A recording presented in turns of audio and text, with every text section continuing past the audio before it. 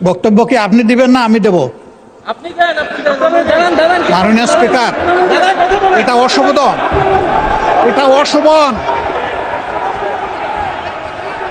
আমার বক্তব্যের সময় যদি এইভাবে কমেন্টস করা হয় তাহলে আমার এখানে দাঁড়ানোর প্রয়োজন নেই। বলেন মাননীয় বিরোধী দল নেতা, বলুন আপনার বক্তব্য বলুন। আপনি মাননীয় স্পিকার, আমি সম্মানিত সংসদ সদস্য এবং স্বরাষ্ট্রমন্ত্রীর প্রতি সম্মান রেখে বলতে চাই, আজকে নতুন করে তিনি এই শব্দগুলো উচ্চারণ করেন নাই। সংসদ অধিবেশন যেদিন থেকে বসা শুরু হয়েছে সেদিন থেকেই তিনি তুচ্ছ তাচ্ছিল্য করে সবাইকে উনি নিজেকে কি মনে করেন আমি বুঝতে পারি না। এমনকি তিনি সেই দুঃসাহস এখানে দাঁড়িয়ে তিনি দেখিয়েছেন, তিনি বলেছেন যে এই সংসদে তিনি শিক্ষকের ভূমিকা পালন করবেন। আমরা তার ছাত্র হওয়ার জন্য এখানে আসি নাই। মাননীয় শিক্ষকতা করতে হলে তিনি একটা ইউনিভার্সিটি খুলুন, ওখানে যার পছন্দ গিয়ে ভর্তি হবে, ওনার লেকচার শুনবে। আজকে একই বক্তব্যে দুইবার উনি অ্যাটাক করে ফেললেন। আমার সঙ্গীরা তো মনে করে, আমি নিজেও মনে করি যে এইটা কালচারাল না, এইটা পার্লামেন্টারিয়ান ফ্যাসিজম। এটা হওয়া উচিত না। উনি এই পল্টন আজকে নতুন করে বলেন নাই, হিট দিয়ে কথা বলেন নাই। আজকে আমি সুস্পষ্টভাবে দায়িত্ব নিয়ে বলছি, এই পার্লামেন্টের সৌন্দর্য বিধানের জন্য উনাকে দুঃখ প্রকাশ করতে হবে এবং উনার বক্তব্য সংসদের এই কার্যপ্রণালী থেকে এক্সপাঞ্জ করতে হবে। যদি এইটুকু করে আমরা বসবো, না হইলে এখানে বসা অপমান নিয়ে আমাদের এখানে বসার কোনো প্রশ্নই উঠে না। মানে আচ্ছা, যাই হোক, এখন আমি প্রথমে মাননীয় বিরোধী দলের নেতা, আপনাকে বলতেই হবে, আপনি এই প্রসঙ্গে বলবেন নাকি অন্য কোনো প্রসঙ্গ? বিরোধী দলের নেতাকে মাইক দিন। মাননীয় স্পিকার, আসলে এক্সপাঞ্জ হ্যান্ডস্পট করারও ইতিহাস আছে, আবার পরীক্ষা করে দেখারও ইতিহাস আছে। আজকের বিষয়টা একবারে স্পষ্ট, এটা তো আর পরীক্ষা করে দেখার কোনো বিষয় নেই। এবং এটা রিপিটেডলি এগেইন অ্যান্ড এগেইন এই কথাগুলো এখানে এসেছে। 2 নম্বর, আপনার একটা কথায় সামান্য সংশয় এবং কষ্ট সৃষ্টি হয়েছে। এটি হচ্ছে আপনি যথার্থই অ্যাটেনশন ড্র করেছেন, অভিভাবক হিসেবে এটা করবেন যে আমি দাঁড়ানোর পরে বাকিরা এখানে দাঁড়িয়ে আছেন, এটা ডিসেন্সিপূর্ণ হয়েছে। এটা আপনি করতে পারেন, এটা আপনার দায়িত্ব। কিন্তু সেই সাথে শেষের দিকে কনক্লুশনে গিয়ে একটু বললেন যে এই দিকের চাইতে ওই দিকে 3 গুণ আছেন। এটা তো ভালো লাগলো না। মাননীয় স্পিকার, আমি কোনো গুণে বিভক্ত, এই সংসদকে কোনো গুণে বিভক্ত করার পক্ষে নই। আমরা প্রথম দিক থেকে বলেছি ভালো কাজে আমরা সবাই এক হব, একসাথে কাজ করব, অন্যায় কিছু হলে আমরা প্রতিবাদ করব। আমরা সেই প্রতিবাদ করেছি। হয়তো এই প্রতিবাদ কারো পছন্দ হবে, কারো পছন্দ হবে না, সেটা ভিন্ন। কিন্তু আমি মনে করি যে এই ধারায় আমাদেরকে হ্যান্ডেল না করলে আমরা খুশি হব। ধন্যবাদ আপনাকে। ধন্যবাদ মাননীয় বিরোধী দলের নেতা। আমি কাউকে ছোট করার জন্য কোনো বক্তব্য রাখি নাই, কিন্তু দেখা যাচ্ছে যে আপনারা স্বরাষ্ট্রমন্ত্রীকে বক্তব্যই রাখতে দিলেন না। শাউট করে তার বক্তব্য যাতে না শোনা যায়, এই অ্যাটিচিউডটার আমি নিন্দা করি। এটি সঠিক অ্যাটিচিউড নয়। আপনারা যখন বলবেন তখন এই ট্রেজারি বেঞ্চকেও আমি বলবো আপনাদের কথা যাতে শুনে। আবার ট্রেজারি বেঞ্চ থেকে যখন বক্তব্য দেবে একসাথে 80 জন দাঁড়িয়ে যদি কথাই বলতে না দেন, এটা সংসদীয় প্র্যাকটিস নয়। সুতরাং আমি আপনাদের কাছ থেকে পরমত সহিষ্ণুতা এটাই কামনা করি। জনাব শাহজাহান চৌধুরী, মাননীয় সদস্য, কি পয়েন্ট অফ অর্ডার?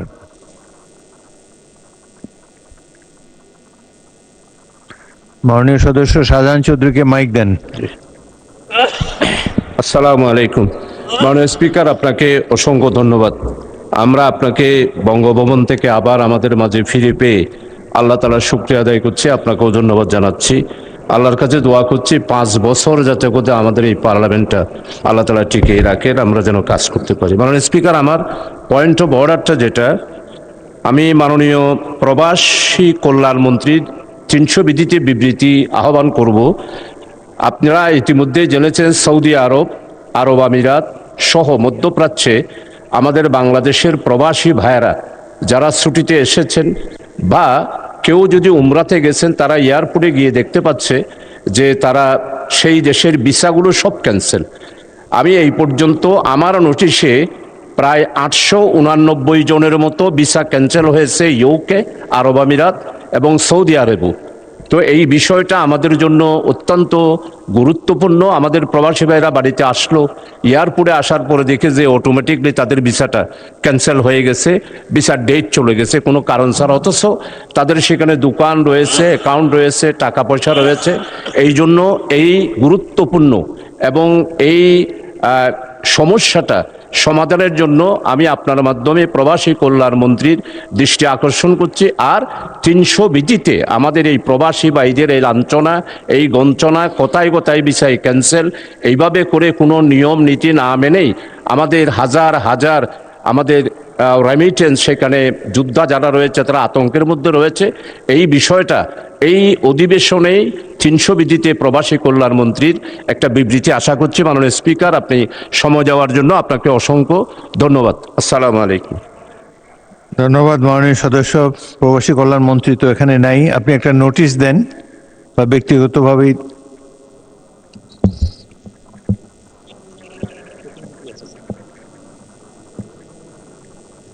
কোথায়?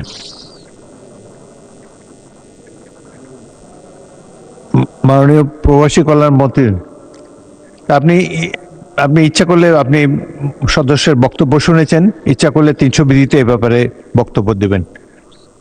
আর 300 বিধির বক্তব্য মানে একটা লিখিত শর্ট লিখিত বক্তৃতা দেবেন, লিখিতটা পড়বেন। আজকে না, আপনি একটা 300 বিধিতে বক্তৃতা দেন, প্রিপেয়ার্ড স্টেটমেন্ট দেবেন। Thank you.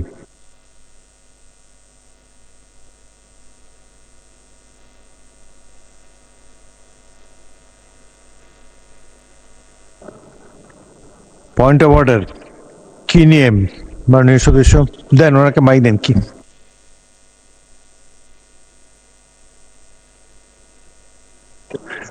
মাননীয় সদস্য রাশেদুল ইসলাম, রাশেদকে মাইক দেন। জি, পয়েন্ট অফ আসসালামু অর্ডার। আলাইকুম রহমতুল্লাহ। মাননীয় স্পিকার, আপনাকে ধন্যবাদ। বাংলাদেশের ইতিহাসে 12 ফেব্রুয়ারি নির্বাচনের পর একটি দুঃখজনক দিন গেছে, হলো 4 আগস্ট এই মাসের।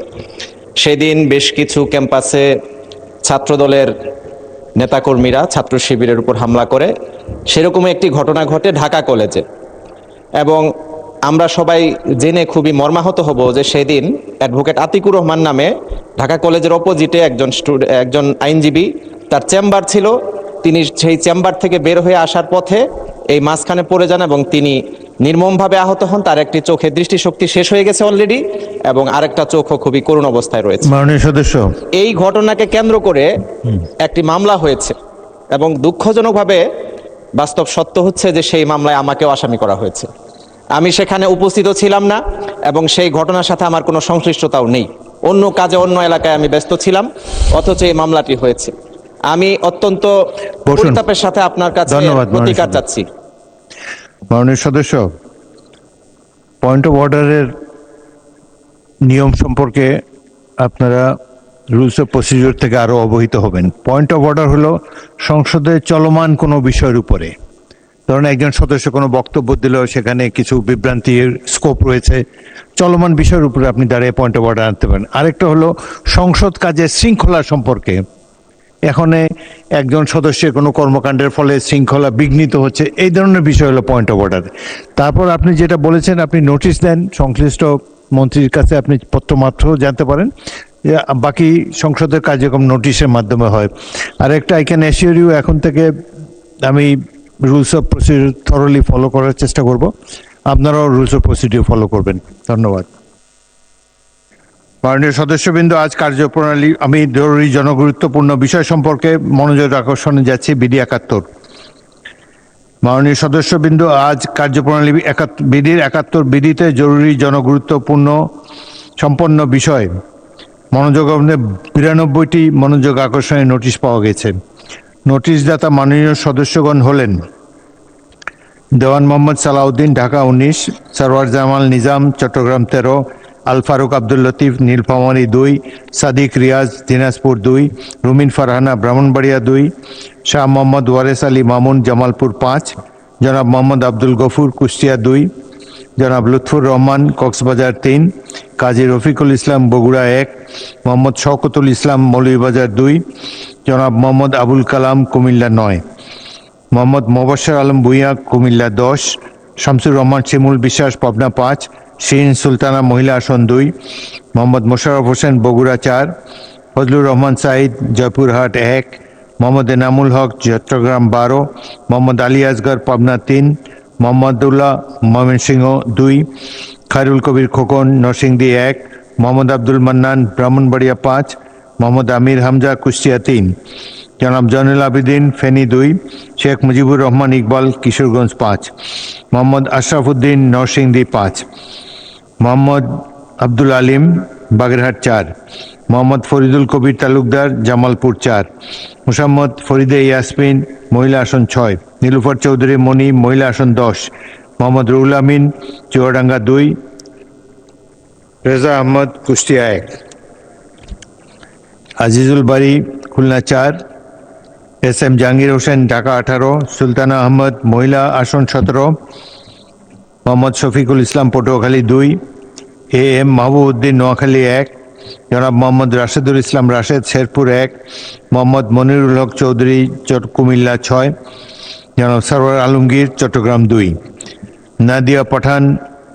নাদিয়া পাঠান পাপন মহিলা আসন 32, নাসির উদ্দিন আহমদ মৌলভীবাজার 1, বিলকিস ইসলাম মহিলা আসন 7, রাশেদা বেগম হীরা মহিলা আসন 3, এ ই সুলতান মাহমুদ বাবু জামালপুর 2, জনাব মোহাম্মদ আখতারুজ্জামান ময়মনসিংহ 10, হেলেন জেরিন খান মহিলা আসন 9, মোহাম্মদ আবুল কালাম আজাদ খুলনা 6, ফখরুদ্দিন আহমদ ময়মনসিংহ 11, রফিকুল ইসলাম হিলালি নেত্রকোনা 3, শেখ ফরিদ আহমদ চাঁদপুর 3, মোহাম্মদ নুরুল ইসলাম চাঁপাইনবাবগঞ্জ 3, মোহাম্মদ হাসান রাজীব প্রধান লালমনিরহাট 1, মোহাম্মদ আব্দুল সাত্তার নীলফামারী 1, মোহাম্মদ ফাহিম চৌধুরী শেরপুর 2, মোহাম্মদ আব্দুল খালেক সাতক্ষীরা 2, রেহানা আক্তার রানু মহিলা আসন 4, সঞ্জিদা ইসলাম মহিলা আসন 16, মোসাম্মদ নাজমুন নাহার মহিলা আসন 40, সালাউদ্দিন গাজীপুর 4, আলমগীর মোহাম্মদ মাহফুজুল্লাহ ফরিদ কক্সবাজার 2, ইমরান আহমদ চৌধুরী সিলেট 6, মোহাম্মদ মাহবুবুল আলম কুড়িগ্রাম 3, মোহাম্মদ খালেদ হোসেন মাহবুব ব্রাহ্মণবাড়িয়া 3, আনিসুর রহমান মাদারীপুর 3, শামীমারা বেগম স্বপ্না মহিলা আসন 21, গাজী এনামুল হক যশোর 5, সর্দার শরফুদ্দিন আহমদ বরিশাল 2, অধ্যাপক নজরুল ইসলাম রাজশাহী 5, মাজাহরুল ইসলাম কিশোরগঞ্জ 1, অ্যাডভোকেট মোহাম্মদ জালাল উদ্দিন কিশোরগঞ্জ 2, জনাব মোহাম্মদ ইলিয়াস মোল্লা ফরিদপুর 1, শাহজাহান চৌধুরী কক্সবাজার 4, মোহাম্মদ মতিউর রহমান ঝিনাইদহ 3, কামরুজ্জামান মুন্সিগঞ্জ 3, মোহাম্মদ মঞ্জুরুল ইসলাম দিনাজপুর 1, মোহাম্মদ রুহুল আমিন দুলাল পিরোজপুর 3, মোহাম্মদ সেলিম রেজা সিরাজগঞ্জ 1, আখতার হোসেন রংপুর 4, মোহাম্মদ সালমান ওমর ময়মনসিংহ 1, সেলিনা সুলতানা মহিলা আসন 35, ডক্টর মোহাম্মদ মাহবুবুর রহমান ময়মনসিংহ 7, আরিফা সুলতানা মহিলা আসন 30, সাবিকুন নাহার মহিলা আসন 39, জনাব এরশাদুল্লাহ চট্টগ্রাম 8, মোহাম্মদ আব্দুল আজিজ নাটোর 4, জনাব মোহাম্মদ নুরুল ইসলাম ভোলা 4, মোহাম্মদ আব্দুল হান্নান চাঁদপুর 4, ওবায়দুল্লাহ সালাফি নীলফামারী 3, মোহাম্মদ রকুনউদ্দিন বাবুল লালমনিরহাট 2, মুন্সি রফিকুল আলম ফেনী 1, হাফিজ মোহাম্মদ রবিউল বাশার সাতক্ষীরা 3, সৈয়দ জয়নুল আবেদিন ঢাকা 4। নোটিশগুলোর মধ্য হতে আমি মাননীয় সংসদ সদস্য মোহাম্মদ মোবাশ্বের আলম ভূঁইয়া কুমিল্লা 10, মোহাম্মদ মোশাররফ হোসেন বগুড়া 4 এবং মোহাম্মদ রাশেদুল ইসলাম রাশেদ শেরপুর 1-এর নোটিশগুলো গ্রহণ করলাম। বাকি নোটিশগুলো গ্রহণ করা সম্ভব হলো না বলে দুঃখিত। যাদের নোটিশ গ্রহণ করা হয়নি বিধি অনুযায়ী তাদের মধ্য থেকে প্রত্যেককে নিজ নিজ নোটিশের বিষয়বস্তু সম্পর্কে 2 মিনিট করে বক্তব্য রাখার আহ্বান জানাবো। তবে মোট 30 মিনিটের মধ্যে যতজন সদস্যের বক্তব্য রাখা সম্ভব ততজন সদস্যই বক্তব্য রাখবেন। মাননীয় সদস্যবৃন্দ, বিধি অনুযায়ী আজকে বৈঠকের জন্য প্রযোজ্য নোটিশটি শুধু পড়বেন, অন্য বৈঠকের জন্য প্রযোজ্য নোটিশ পড়বেন না।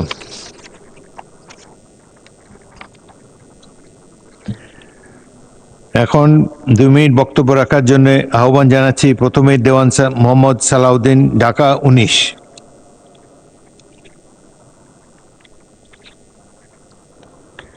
মাননীয় স্পিকার, আপনাকে ধন্যবাদ। 71 বিধিতে মাননীয় সড়ক পরিবহন ও সেতু মন্ত্রী মনোযোগ আকর্ষণ করছি। আমার উত্থাপনীয় বিষয় MRT line 5 Northern road Hemayetpur থেকে সাভার নবীনগর হয়ে বাইপাল পর্যন্ত সম্প্রসারণের দাবি। ঢাকা ক্রমবর্ধমান জনসংখ্যা, যানজট নিরসন এবং রাজধানীর সাথে পার্শ্ববর্তী গুরুত্বপূর্ণ শিল্প, শিক্ষা, প্রশাসনিক ও জাতীয় প্রতিষ্ঠানসমূহে দ্রুত ও নিরাপদ যোগাযোগ নিশ্চিত করার লক্ষ্যে সরকার মেট্রো রেলের সম্প্রসারণে যে উদ্যোগ গ্রহণ করেছে তা অত্যন্ত প্রশংসনীয়। MRT line 5 Northern road Hemayetpur থেকে ভাটারা পর্যন্ত বাস্তবায়নের পরিকল্পনা রয়েছে। এই রুটে হেমায়তপুরে মেট্রো রেলের প্রধান ডিপো স্থাপনের পরিকল্পনাও আছে। আমাদের দাবি হলো হেমায়তপুরকে শুধু ডিপো ও টার্মিনাল হিসেবে সীমাবদ্ধ না রেখে মেট্রো রেল লাইন 5-এর রুটটি সাভার নবীনগর হয়ে বাইপাল পর্যন্ত সম্প্রসারণ করা হোক। হেমায়তপুর সাভার নবীনগর বাইপাল অঞ্চলটি জাতীয়ভাবে অত্যন্ত গুরুত্বপূর্ণ। এই এলাকায় রয়েছে ঢাকা ইপিজেড, বিপিএটিসি, জাহাঙ্গীরনগর বিশ্ববিদ্যালয়, বিএলআরআই, ডায়েরি ফার্ম, সাভার সেনানিবাস, জাতীয় স্মৃতিসৌধ, সাভার ডিওএইচএস, পরমাণু গবেষণা কেন্দ্র, বিকেএসপি, 6টি বেসরকারি বিশ্ববিদ্যালয়, বিপুল সংখ্যক শিল্প কারখানা ও আবাসিক এলাকা। এমআরটি লাইন 5 হেমায়তপুর থেকে সাভার হয়ে নবীনগর ও বাইপাল পর্যন্ত সম্প্রসারিত হলে এ অঞ্চলে লাখো মানুষের গণপরিবহন ব্যবস্থা বৈপ্লবিক পরিবর্তন আসবে। এর মাধ্যমে সকল গুরুত্বপূর্ণ জাতীয় প্রতিষ্ঠানগুলোর সাথে সাভার আশুলিয়া প্রায় 50 লক্ষ মানুষের সাথে রাজধানী দ্রুত ও আধুনিক যোগাযোগ ব্যবস্থা গড়ে উঠবে এবং যানজটে সীমাহীন কষ্ট লাগবে, জনগণের মুক্তি পাবে। অতএব আমি মাননীয় সড়ক পরিবহন সেতু মন্ত্রী মহোদয়ের কাছে এমআরটি লাইন 5 নর্দার্ন রুটটি হেমায়তপুর অংশ থেকে সাভার নবীনগর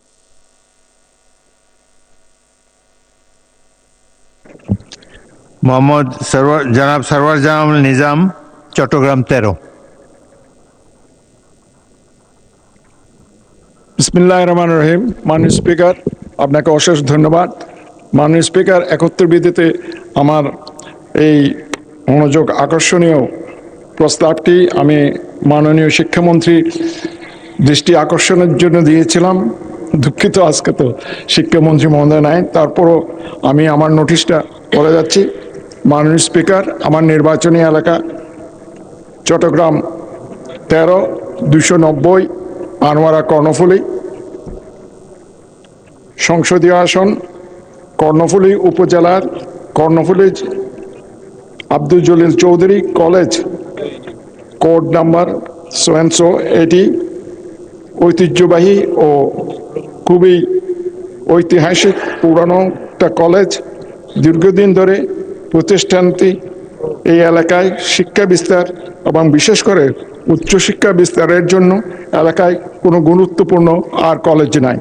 এটাই এই উপজেলায় একমাত্র শিক্ষা প্রতিষ্ঠান যেটা অত্যন্ত পুরনো। এই বিষয়ে উল্লেখ করে কর্ণফুলীর উপজেলায় বর্তমানে শিক্ষার্থীদের জন্য উপযুক্ত স্থান বিধায় এটাকে সরকারিকরণের জন্য আমি মাননীয় মন্ত্রী মহোদয়ের সাথেও কথা বলেছি। আজকে এই প্রস্তাবটি উত্থাপন করে আমি মাননীয় মন্ত্রী যাতে এই কলেজটিকে আগামীতে সরকারিকরণ করে সেই জন্য এই আহ্বান জানিয়ে আমার বক্তব্য এখানে শেষ করছি। মাননীয় স্পিকার, আপনাকে ধন্যবাদ। পরবর্তী বক্তা মাননীয় সদস্য আল ফারুক আব্দুল লতিফ, নীলফামারী 2।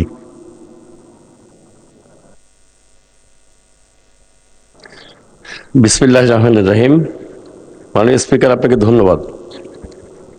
71 বিধিতে আমার উত্থাপনীয় বিষয়টি হচ্ছে বাংলাদেশের এমবিবিএস ডিগ্রিধারী শিক্ষার্থী যারা রয়েছেন তাদের চাকরির বয়সসীমা সম্পর্কে আমার প্রস্তাব।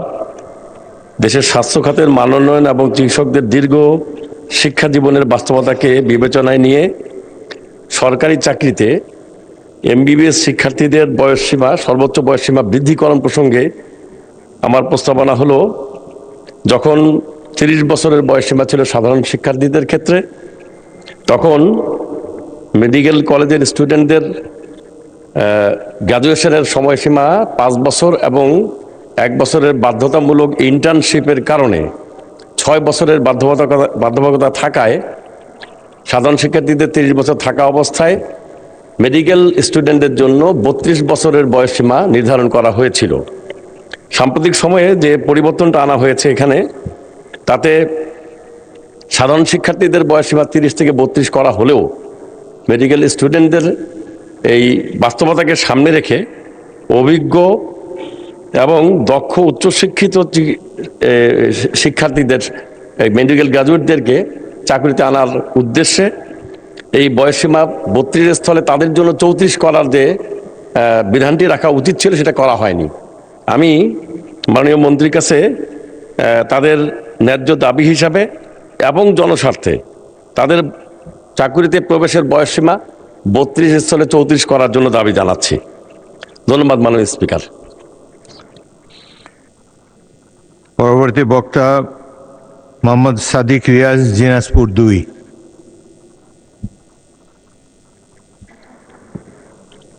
মাননীয় স্পিকার, আপনাকে ধন্যবাদ আমাকে সুযোগ দেওয়ার জন্য।